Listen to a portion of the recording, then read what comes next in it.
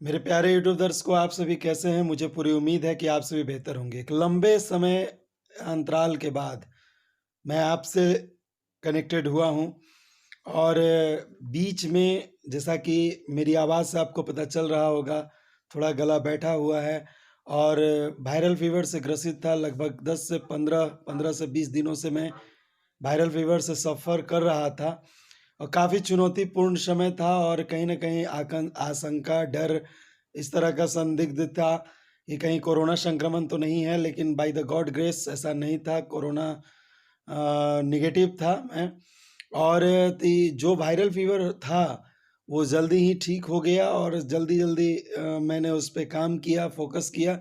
वो थोड़ा एक्यूट हो चुका था जिसकी वजह से मैं जितने भी यूट्यूब विद्यार्थी जो मुझे सुन रहे हैं उस कारण मैं आपको अपडेट नहीं कर पाया बीच में।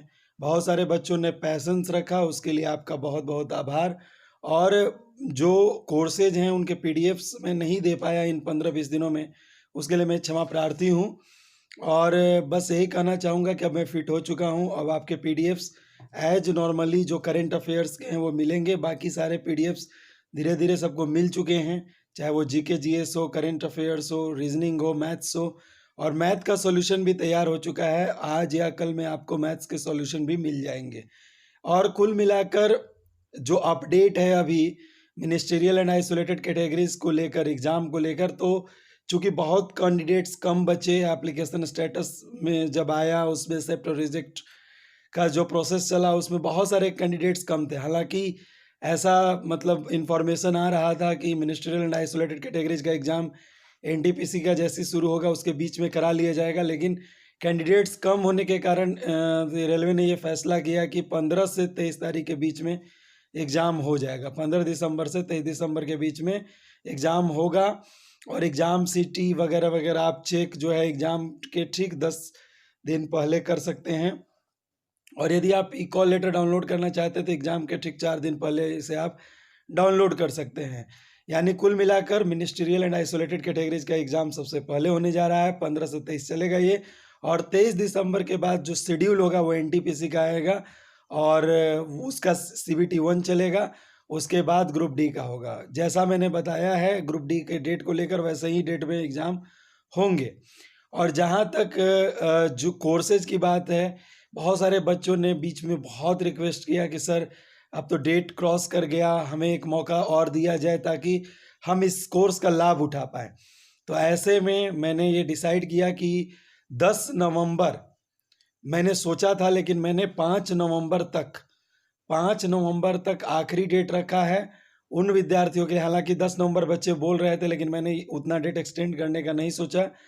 5 नवंबर तक जो विद्यार्थी अभी भी इंटरेस्टेड हैं इस कोर्स को खरीदने में, GK, GS, current affairs, maths और रीजनिंग दोनों माध्यमों में दिए जाएँगे। GK, GS and current affairs के 9000 प्रश्न, आपके रीजनिंग और मैथ्स के तीनों मिलाकर कुल आपके 10,000 प्रश्न दिए जाएँगे और ये काफ़ी महत्वपूर्ण होंगे और दोनों माध्यमों में दिए जाएँगे। और कुल चार्जेज़ जो है टोटल ऑल इन ऑल जो तीनों खरीदते हैं उनको 4,500 देने होंगे। यदि आप इंडिविजुअली खरीदते हैं तो GK, GS and current affairs के लिए 2,500, मैथ्स के लिए 2,000 और रीजनिंग के लिए 1,000 और यदि आप तीनों मिलाकर खरीदते हैं तो आपको 4,500 देने होंगे। ये कोर्स इतना महत्वपूर्ण है कि आने वाले समय में आपको इस चीज़ का एहसास होगा जब आप परीक्षा केंद्र से लौटेंगे कि कितना महत्वपूर्ण कोर्स है ये। सबके चेहरे पे मुस्कान होगी जिन्होंने कोर्स खरीदा है और जो तैयारी कर रहे हैं। बीच में बहुत सारे बच्चों को परेशानी झेलनी पड़ी, चूँकि मेरी तबीयत ठीक नहीं थी, लेकिन मैं अब फिट हो चुका हूँ। तो आपकी जो रुकी हुई चीज़ें हैं वो रिन्यू हो जाएँगी।